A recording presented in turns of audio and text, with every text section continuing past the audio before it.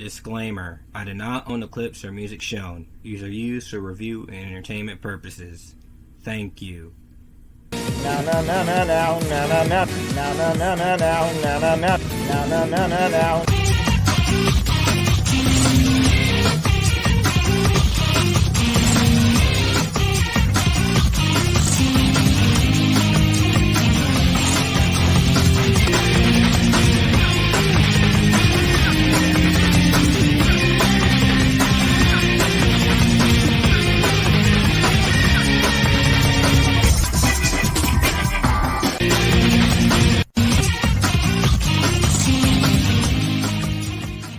Greetings, Gal Pals and Gal Pals. It's me, Camden, on Channel Camden. Yo, Lab Rats. Lab Rats was a sitcom on Disney XD that was released in 2012 and ended in 2016 about a kid named Leo Dooley who comes across his step siblings that have super bionic abilities, and they go on a bunch of crazy wild adventures and silly antics with those abilities while trying to be like normal teenagers. And they also go through certain things that a lot of Disney shows at that time went through. The show came out, and it's just a classic. It's a good show. It is. And so today I'm gonna talk about it. We're humans. They're stronger than us, faster, smarter. The next generation of the human race is... Yes, the show... Living in my basement?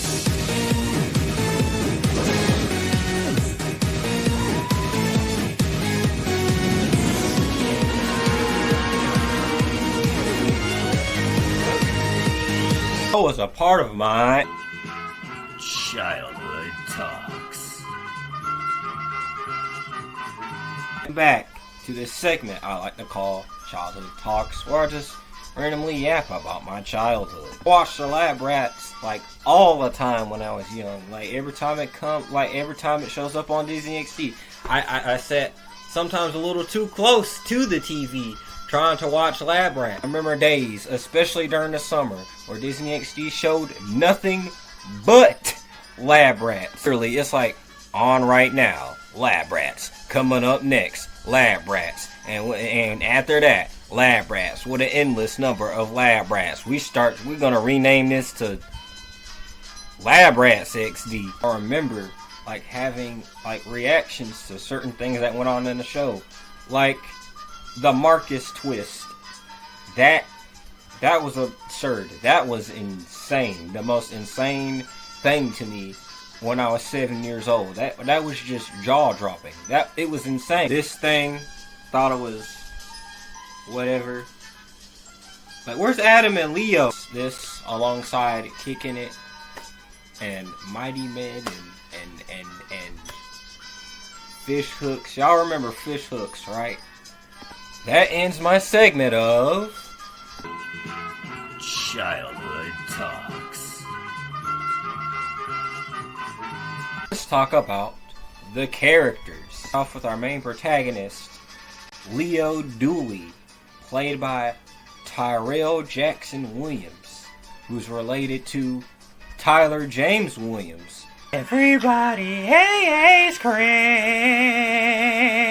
As Leo and his mom and his stepdad, Mr. Davenport, move into the mansion, and Leo discovers, of course, Adam, Bree, and Chase, where they have their bionic ability. He goes on a bunch of wacky adventures with them, and at the school that they go to. And also in this show, you see Leo has a pretty self-confident personality. And it kind of gets him into situations sometimes. It isn't like where he's to the point where he's just super arrogant or annoying.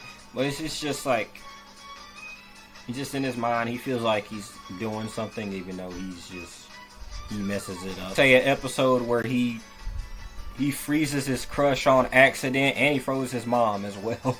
Sometimes, like at school or somewhere else, he does get pushed around a bit, say like with his principal, for example, but it isn't presented in like in a serious manner. It's kind of jokingly, but it isn't like a central part of the show, to the point where he's just like the butt of every single joke. That would be Chase. And of course, sometimes they talk about how he's the one with no powers, while Adam and Jace does. But,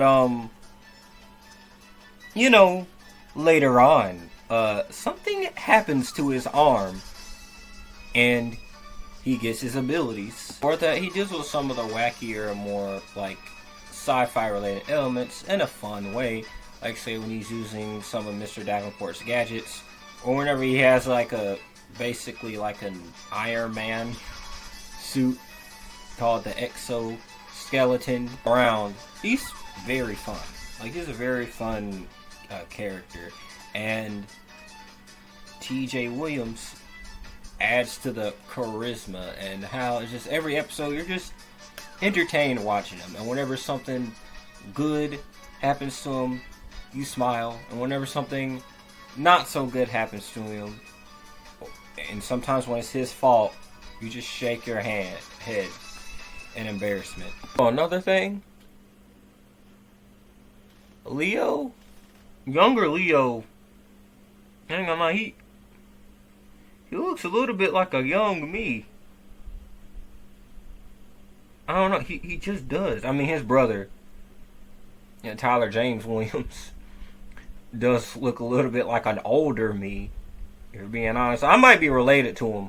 Biopic about my life, I'll cast one of them to play me. There was an episode about time travel where he plays future Leo. That episode was pretty cool. Davenport, who's Leo's stepdad and the father or uncle, we'll get to that later, to the bionic kids, who teaches them and trains them and helps them become the perfect bionic heroes that they need to be, while being a good father as well. And he's very comedic in this show. And even when he says like very out of pocket stuff, and it makes it very hilarious, honestly. Sometimes like he's like somewhat egotistical, but it's in a like an endearing way instead of an annoying way, sort of. And also he's kind of, the more I think about it, he's basically like Elon Musk if he was likable. Yeah, like he made his own car and everything, bruh. Or Bruce Wayne. I mean, he's a rich guy, has a bunch of kids in his underground secret lair with a bunch of gadgets. I mean, it's the other thing. Adam and Chase have been stuck underground and underground the basement of the mansion for like a good while, actually. Before Leo meets them, they've been stuck in that basement, sleeping in their capsules in a secret lair until Leo comes across them. You know, it kind of sounds odd out of context. Yo, hey Donald, how you doing, bro? I'm happy that you bringing your family out here. You know, it's very nice. I mean, I seen you with, I know Leo and your wife, obviously, but what about those three other kids? What are they about? They're like, did you just meet them? Oh no, cause you see, I always known them, and I always had them with. I never seen them. Are they like custody of somebody else, or are they... No, like they were in my basement for like a good 10, maybe 13, good few years until Leo came across them. So they've been living in your basement. You had children living in your basement for years. And it was just then, until they suddenly became teenagers, you decided to let them out. When you put it like that very fun character in general, kind of like, I don't know, I'm done with these comparisons. I was about to say like an old, calmer version of Spencer, but I'm just... Well, he's Tech Knight if he was a good guy. All about that. Hey son, nothing much. I just came back from one of the Davenport parties, son. You should have been there, son. He has a computer voice, which is Jarvis. If he wasn't British and he was like a sociopath, And of course, Adam, Bree, and Chase. Adam, who's really strong, and he has heat vision, but he's also really stupid. Have these people in a room. What would happen? What would they talk about? What would they do? Bree, who has super speed and like throws out sarcastic lines, and Chase, who has telekinesis and he's super smart, and he's the leader.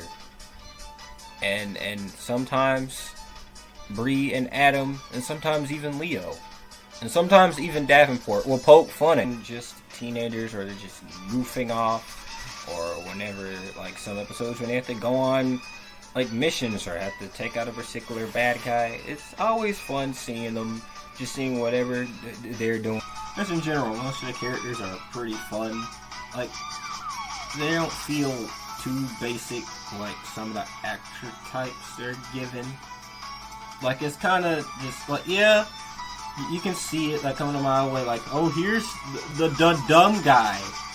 Here he is, you know, and here's the like silly like parental figure who has jokes about getting old, or somewhat has some sort of out-of-pocket jokes that may come off as abusive,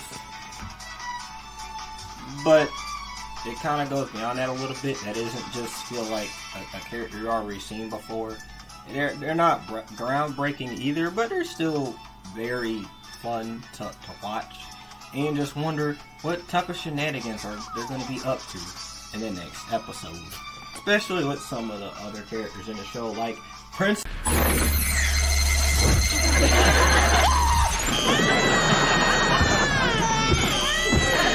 Principal Perry, who is very loud and yells at students a lot, especially Leo, which later on sort of becomes like their somewhat friend, kind of.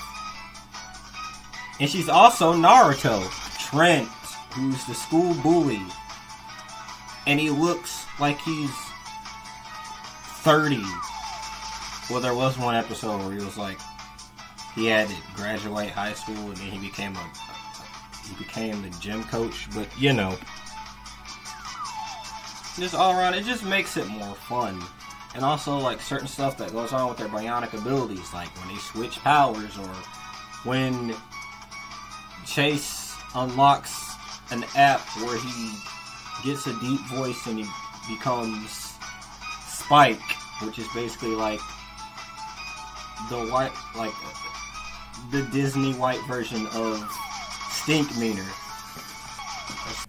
Most of the times the extras don't talk. Like, they don't. They can witness the most, like, astronomically insane thing ever, but they won't speak. Like, at all. We see Lindsay Hoffman writing in her oh-so-private diary. What? Lindsay has a crush on Timmy Newcastle. And of course, as Disney sitcoms go, there's like a billion laugh tracks. Yo, hey everybody, it's me, Channel Cam. I just introduced myself. That wasn't... What? I don't know. I wonder if this is... wondering if this is real, though. Hold on.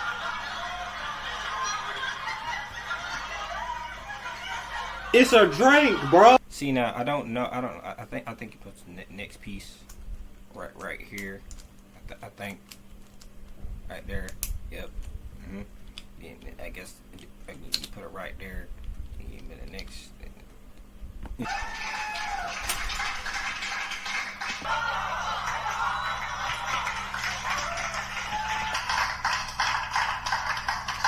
I put in the watch on. Oh. No laugh tracks. So anyway.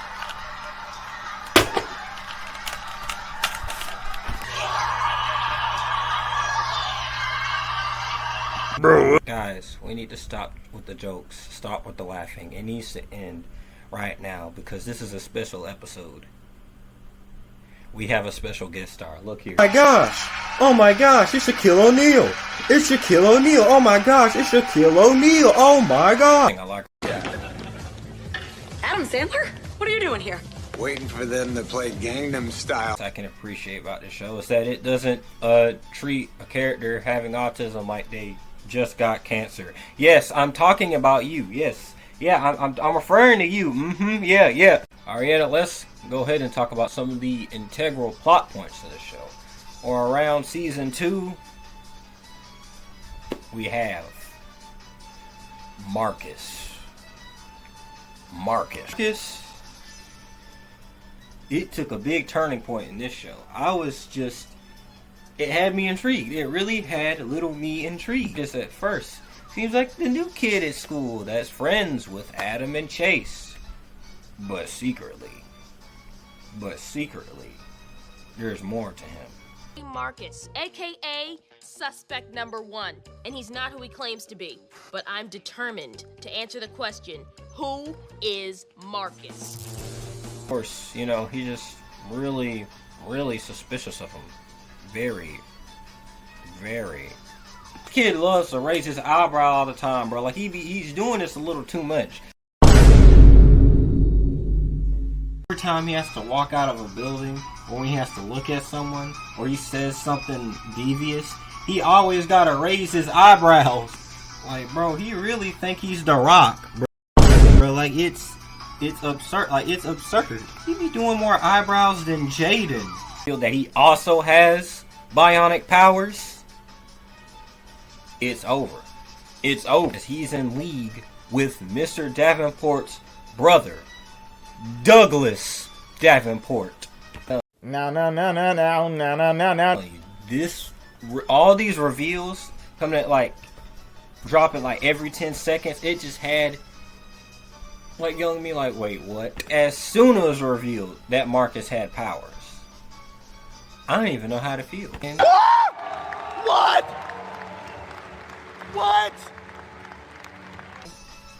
when Douglas Davenport revealed that he's the real father of Adam, Bree, and Chase, but then Mr. Davenport had to keep the children away from Douglas and raise them up, to be good people instead of lifeless, evil, bionic soldiers.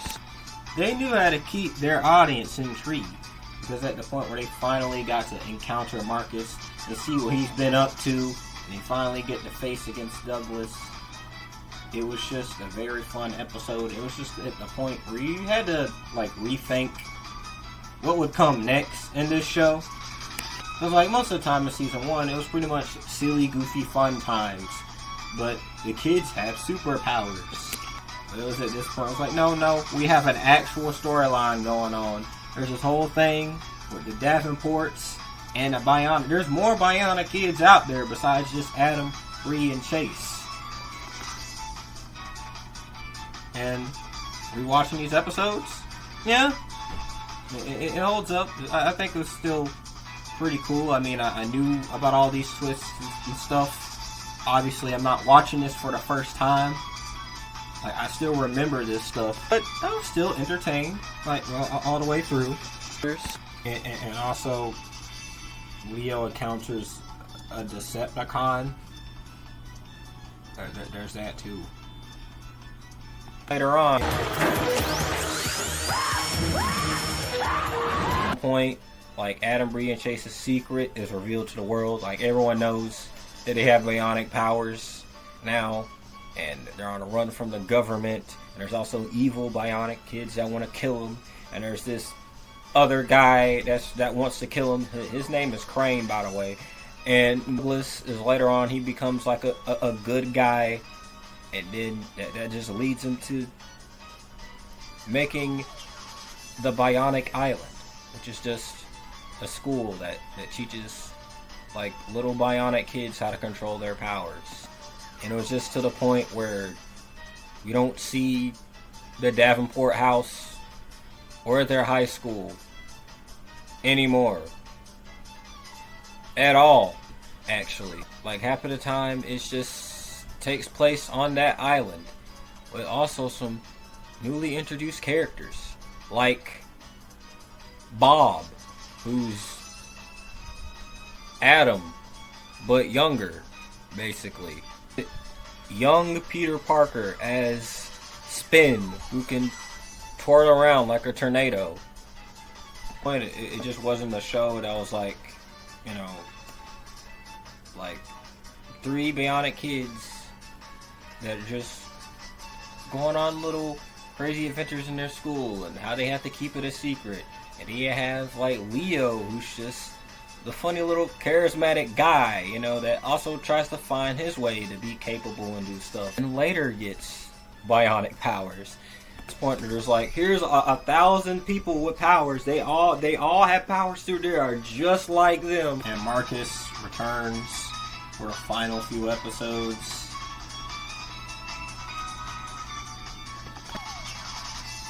And he like kind of comes back to life, like the Terminator style.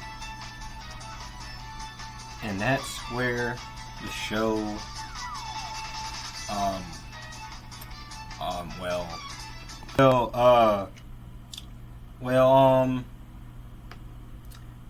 hey, did y'all have y'all ever heard of Mighty Men? Y'all heard of that show, right? Yeah, right. Oh yeah, they did like a whole crossover, and then right after that, they thought the crossover was so good, they were like, you know what, we're just gonna make a whole show based on that, like a whole entire show based on that little crossover. And then at that point, we'll just not add Adam or Leo. Take them out, kick them out of the show. They're done. We are not using them at all. Forget Adam or Leo. We don't want them here. They're gone. They're dead. They're gone. No. And what are my thoughts on Lab Rats Elite Force? I say, the better. Lab Rats. It's a really fun show. Like it actually is. The characters are entertaining to watch and stuff that they go through. And you're just wondering, like, what's going to happen to them next? Whether it's important to the plot or just whatever fun thing they're going to do. Like, you enjoy everyone. You enjoy Adam, you enjoy Chase, Bree, or Leo, or Davenport, or Marcus. It's just, in general, just a fun show. Even when it gets, like, really, really crazy later on, you still find yourself intrigued in it. A show that, even, you know, like taking the nostalgia goggles off, I still find myself very entertained by this show. Even if, I think someone would be entertained by this, even if they're watching this for the first time. Here are the donuts that I give it. All around great show. Highly recommended. Please. One of Disney's best for real. We'll have 90-year-old lab rats Yes. saving the world. Lab Rats reunion. Yeah, like I had a good time rewatching it. Since it's like been a while since I watched like an entire episode of the show. Like I looked at clips and like stuff here and there. People be sleeping on Lab Rats for real. Like we get it. You know, I mean, yeah, you know, your Hannah Montanas and your Liv and Maddies and your dog with the blog. I don't know. I was just saying random Disney shows out the blue. This is just a very good show. It's just great.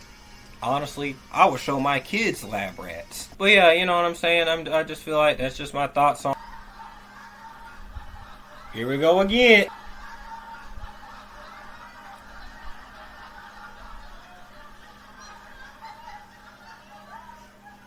I hope you guys like, comment, and you think there might be, I might have some secret siblings under my house. I don't know, probably. They might have superpowers. I'm gonna check and see. I'm gonna look down there right now. But I mean, I already look a little bit like Leo anyway. Our very own lab rats. Oh, so cute. Interesting. No. No.